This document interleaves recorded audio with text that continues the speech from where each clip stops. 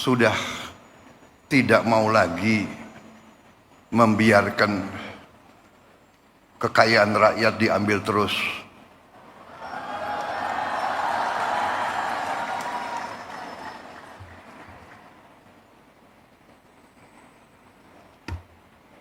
Saya benar-benar merasa mendapat perkuatan hari ini dan hari-hari.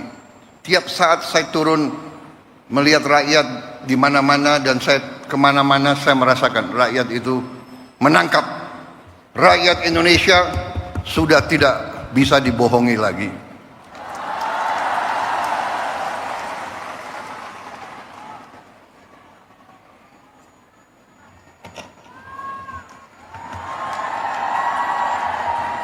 Saya melakukan penghematan. Saya ingin pengeluaran-pengeluaran yang tidak perlu, pengeluaran-pengeluaran yang mubazir, pengeluaran-pengeluaran yang alasan untuk nyolong, saya ingin dihentikan, dibersihkan.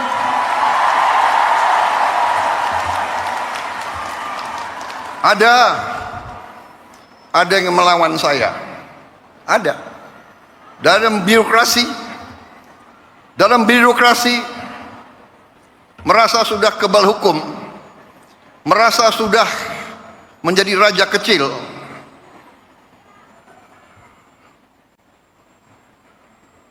Ada. Saya mau menghemat uang itu untuk rakyat, untuk memberi makan untuk anak-anak rakyat. Saya ingin memperbaiki semua sekolah Indonesia. Kita punya 330.000 sekolah. Ibu-ibu yang guru, angkat tangan. Ibu-ibu, benar nggak? Lihat sekolah-sekolah, perlu diperbaiki atau tidak? Saya berapa hari ini lihat sekolah-sekolah.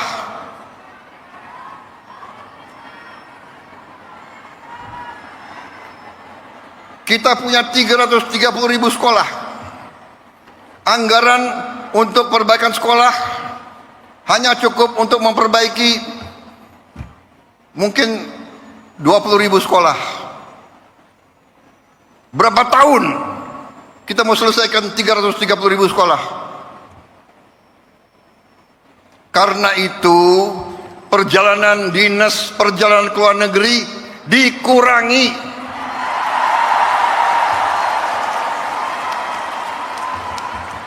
Kau boleh melawan Prabowo, tapi nanti kau lawan emak-emak itu semua itu.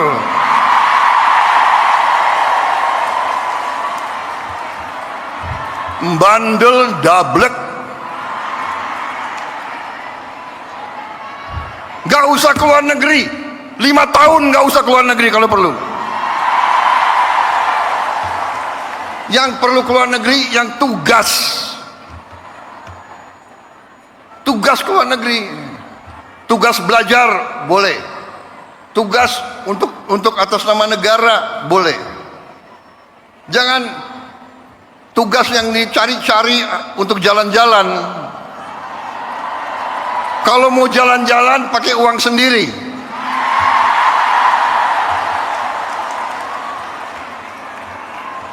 Loh, Presiden Prabowo sering keluar negeri.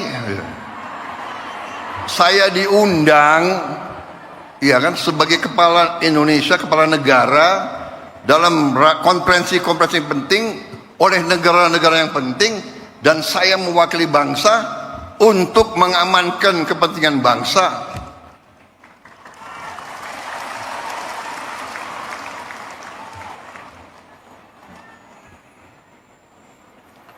Cukup seminar, cukup kajian-kajian, cukup apa itu FGD, apa itu?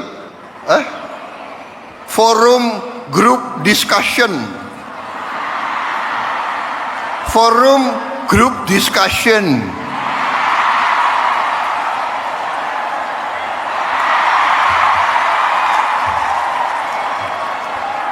Mau diskusi apa lagi?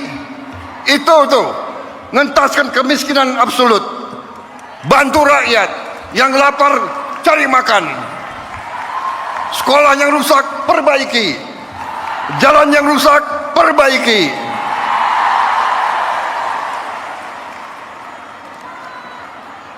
Diskusi,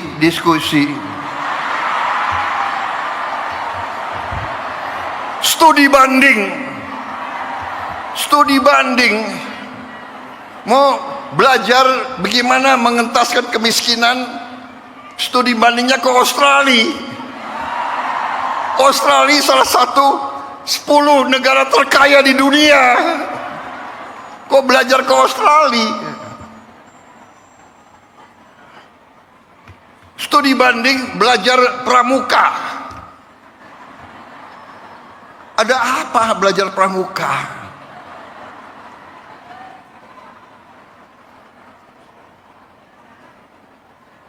Grundel, habis itu lobby wartawan, LSM suruh nyerang. Nggak apa-apa, saya lebih takut emak-emak daripada takut mereka-mereka itu. Apalagi hari ini TNU mendukung saya.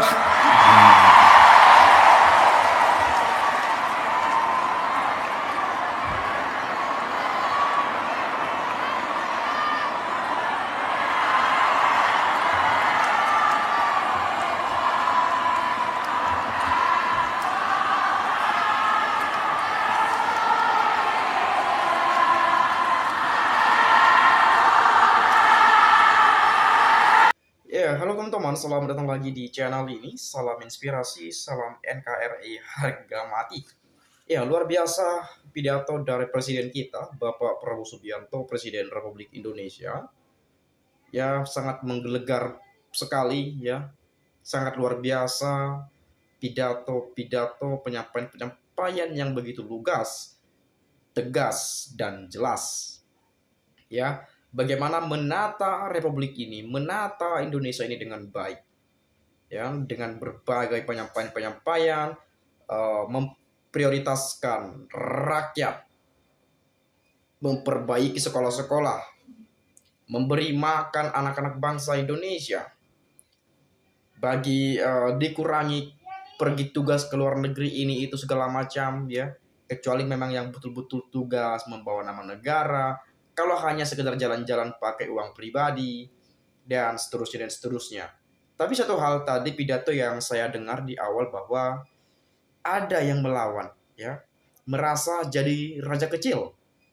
Nah, ini sindiran nih menurut saya pada seseorang atau kepada oknum-oknum tertentu yang saya sampai sekarang belum tahu siapa maksud dari pernyataan pidato Bapak Prabowo Subianto.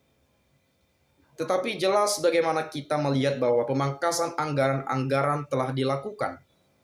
Ya, ini bertujuan untuk meminimalisir bagaimana anggaran itu tidak disalahgunakan. Ya, dan mungkin kalau kita melihat beberapa di pemerintahan sebelumnya banyak kebocoran-kebocoran anggaran, banyak para mafia, banyak para koruptor, ya, banyak para pelaku korupsi. Dan kita juga bersyukur di zaman atau di pemerintahan Bapak Prabowo ini beberapa bulan ya masih menjabat, sudah ada berapa koruptor yang sudah ditangani. Itu baru 3 bulan ya, mungkin setahun, 2 tahun, 3 tahun, 4 tahun, 5 tahun ya, kita berharap sih diselesaikan ya, dituntaskan dan diberantas sampai habis-habisan. Nah, kalau kita melihat bahwa bagaimana misalnya seorang guru mengajar dan seterusnya, melihat kondisi sekolah yang mungkin kurang menjamin segala fasilitas-fasilitas sekolah untuk masyarakat atau anak-anak kita ya, anak-anak Bapak Ibu, karena saya belum punya anak, tapi untuk adik-adik saya misalnya di seluruh Indonesia bagaimana mereka bisa bersekolah dengan baik, menempuh pendidikan dengan baik, ya, difasilitasi dengan baik. Dan kita berharap jangan sampai anggaran ketika diturunkan ke pendidikan misalnya jangan sampai disalahgunakan. Ini dikontrol, ya, dikontrol, di backup sampai benar-benar turun, sampai benar-benar dirasakan oleh masyarakat itu. Bantuan itu langsung tersalurkan, benar-benar diterima, ya, oleh masyarakat. Ada jalan yang rusak, diperbaiki. Ada sekolah rusak, diperbaiki, perbaiki, dan perbaiki. Ya. Nah, lalu kemudian kalau saya mendengar ya pidato-pidato tersebut ya sangat luar biasa. Saya akan coba melihat bagaimana penyampaian dari teman-teman kita, misalnya dari Muhkas Adiputra, ya. Kalau mendengar pidatonya dan semangatnya ada harapan, tapi kalau melihat kabinetnya dan para penegak hukumnya kok kurang meyakinkan. Nah, jadi pidato dari Pak Prabowo ini sangat meyakinkan sekali, sangat menjanjikan nampaknya. Tetapi kalau kita menyaksikan bagaimana penegakan hukumnya, bagaimana kita melihat para menteri di kabinet Pak Prabowo Subianto ini, masih harus banyak beberapa menteri yang harus direshuffle, tentu dari segi penilaian masyarakat Indonesia. Dan kalau kita melihat dari sudut pandang kacamata orang awam, ada beberapa nama menteri yang ini sudah terindikasi ya terkena masalah. Ya, ada beberapa menteri yang mungkin kita bisa sebut ya titipan atau mungkin peninggalan Pak Jokowi, atau menteri ini pernah dipakai di era pemerintahan Pak Jokowi di pemerintahan sebelumnya, ya, presiden ke-7 kita. Dan banyak masyarakat menginginkan bahwa orang-orangnya Jokowi itu diganti. Ya, beberapa hari terakhir saya mendengarkan nama Bahlil, Menteri SDM dan juga sebagai ketum Partai Golkar. Ada Kapolri Pak Listio, dan ada Budi Ari Ketua Projo, dan sekarang beliau dipakai Pak Prabowo Subianto sebagai Menteri Koperasi. Dan kemudian ada Pak Erick Thohir, ya, ada Pak Erick Thohir yang Menteri BUMN, yang konon katanya yang beredar saya lihat banyak BUMN yang sudah tutup, atau mungkin ya kita nggak tahu lah apa yang terjadi. Itu juga banyak masyarakat yang menggaungkan itu ya segera diganti. Lalu masih terdapat beberapa menteri-menteri yang lainnya ya mungkin ya itulah teman-teman ya, saya nggak terlalu jauh untuk membahas ke sana ya. Nah, tapi kalau saya coba melihat apa sih yang dibalas. Nah, benar satu yang baik tapi dikelilingi orang-orang yang nggak baik. Nah, insya Allah bertahap ya. Kabinetnya makin gemoy, mau pangkas hemat anggaran, tapi kementerian sama wamen ditambah luar biasa. Nah, kita juga harus fair ya dalam menanggapi ini. Bagaimana ketika kita melihat memang pemangkasan anggaran-anggaran, menghemat anggaran ini, itu, dan lain seterusnya, itu menurut kita baik juga. Tetapi kalau kita melihat bagaimana kabinet Pak Prabowo semakin gemuk, ya semakin gemoy, ya kenapa nggak dihemat aja tuh, ya? Kalau kita melihat berapa banyak menteri di kabinetnya Pak Prabowo saat ini, misalnya. Nah, berapa mobil yang harus dikeluarkan? Fasilitas ya dari menteri, wakil menteri, gajinya ya, dan mungkin rumah dinasnya kali, fasilitasnya dan seterusnya. Nah, ini yang perlu juga diperhatikan. Sekali lagi ya, tidak hanya pangkas ini, pangkas itu, tapi juga kalau boleh, kalau berkenan pangkas juga tuh, misalnya gaji para menterinya. Kalau seorang menteri benar-benar mengabdi untuk bangsa dan negara, benar-benar bekerja untuk rakyat, pasti mereka tidak terlalu mempersoalkan gajinya yang dipangkas misalnya. Ya paling berapa persen lah. 5% juga udah lumayan ya, 10% juga udah lumayan sebetulnya dari per satu orang menteri. Nah, lalu kemudian fasilitasnya, mobil apa nih yang digunakan menteri? Nah, itu juga perlu dilihat ya, ataukah mobilnya harga 5 miliar misalnya, ya dipangkas, diturunkan menjadi 2 miliar misalnya, ya, seandainya. Dari menteri, wakil menteri, dan seterusnya. Ya, itu juga perlu dievaluasi dan ditata kembali. Nah, lalu kemudian benar paradoks Indonesia, menteri-menteri dan polisinya korupsi. Mau siapapun presidennya nggak bakal berubah besar. Nah, kalau kita mendengar kata-kata korupsi ini, saya rasa ya udah nggak jangkal lagi lah ya. Saya juga agak-agak jengkel juga kalau membaca ada tulisan korupsi ya. Corruption tuh. Nah, dari zaman dulu teman-teman, sepanjang sejarah ini ya kita nggak heran lagi mendengarkan kata-kata korupsi. Jadi korupsi ini sudah semacam budaya yang terus menerus terjadi. Nah, dalam pemerintahan ini adalah suatu tantangan besar bagi pemerintahan Bapak Prabowo Subianto, bagaimana mereka memberantas korupsi, bagaimana penegakan hukum lembaga KPK, ya Komisi Pemberantasan Korupsi, dengan berbagai lembaga tinggi lainnya dalam menangani persoalan-persoalan yang sering sekali terjadi. Ya, pelaku tindakan korupsi, para mafia, ini itu dan lain sebagainya. Pokoknya segala persoalan kejahatan-kejahatan yang ada di Republik ini harus dituntaskan, dihabisi dan diberantas sampai tuntas. Nah, kemudian perkataan dan tindakan tidak seirama, bahkan ngadapin aguan aja sampai tarik ulur. Nah, jadi banyak orang juga yang menyampaikan ketika Pak Prabowo pidato akan memberantas korupsi, bahkan dikejar tuh sampai Antartika tuh, dikejar tuh sampai dapat tuh. Kan sebagian orang menyoroti ucapan itu dan mengkait-kaitkannya dengan para pelaku korupsi yang ada sekarang ini, atau indikasi-indikasi kuat terhadap seseorang yang pernah melakukan korupsi. Nah, ini indikasi saja. Nah, jadi suatu waktu saya baca komentar, katanya akan mengejar koruptor sampai Antartika. Padahal di antara kita banyak pelakunya, tapi tidak ada eksekusinya. Nah, ini banyak saya baca komentar-komentar karena saya hobi membaca beberapa penyampaian-penyampaian semacam ini. Ya, saya hobi membaca pernyataan teman-teman, pikiran-pikiran masyarakat Indonesia, pendapat, penilaian, perspektif publik terkait situasi yang terjadi.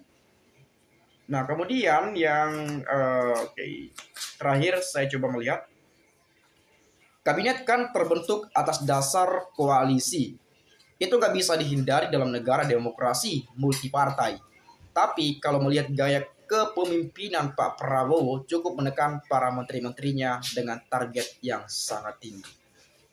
Nah, jadi kita harap bagaimanapun kita tetap mendukung pemerintahan ini, kita support kalau pemerintahan ini punya tujuan-tujuan baik, punya tujuan-tujuan untuk mensejahterakan masyarakat Indonesia, untuk memberikan kemakmuran, membangun persatuan bangsa, memberikan kesejahteraan, meningkatkan swasembada pangan dan seterusnya.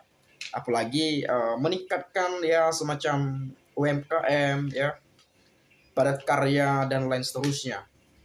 Agar kelak negara ini menjadi negara maju dan negara yang bisa berdiri di kaki sendiri. Karena kita mau lihat kekayaan alam Indonesia itu luar biasa sekali ya. Sangat luar biasa sekali. Apa-apa semua ada di Indonesia. Ya mungkin kita minusnya teknologi untuk mengolah sumber daya alam kita yang banyak sekali. Ke depan kita berharap bangsa ini bisa menjadi bangsa yang makmur, bangsa yang maju, dan bangsa yang bisa lebih dihargai dan dipandang di skala internasional. Tanpa bergantung pada negara-negara lain, kalau boleh. Dan kelak kita menantikan Indonesia emas tahun 2045 sesuai harapan dan cita-cita bangsa Indonesia. Itu saja teman-teman yang dapat saya tambahkan, ya agak sedikit lantang dan keras. Saya minta maaf kalau ada penyampaian ucapan yang salah dan kata-kata yang tidak menyenangkan. Sekali lagi sampaikan pendapat Anda, pikiran Anda, penilaian teman-teman, Bapak Ibu dan pemirsa semua di video ini agar nantinya kita juga dapat sama-sama saling bertukar pikiran antar satu dengan yang lainnya melalui komentar pada video ini. Itu saja, Dilan Baper, salam inspirasi, salam NKRI, harga mati.